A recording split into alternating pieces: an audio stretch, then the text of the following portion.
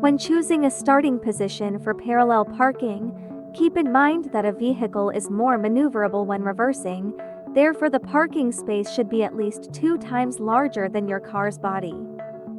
Find an available parking space. Ensure that the space is large enough to comfortably park your vehicle.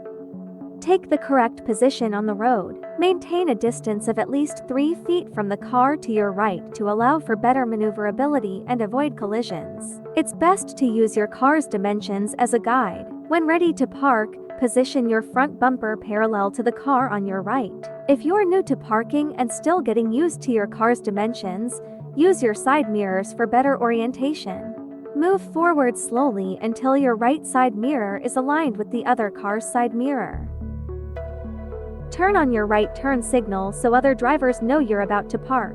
Check your side mirrors to ensure you're not obstructing traffic or causing any danger. Turn your steering wheel 1 full turn to the right and slowly move forward until the lower left corner of your windshield lines up with the left side of the car in front of you. Then, while still moving slowly, turn the steering wheel all the way to the left and drive forward until your car is aligned. You might still be a bit far from the curb, as parking in a straight line usually requires more space for parallel parking. Engage reverse gear, turn the steering wheel fully to the right, and reverse until you can see the left headlight of the car behind you. Turn the steering wheel fully to the left again while reversing until your car is parallel to the curb. Align the wheels and center the car.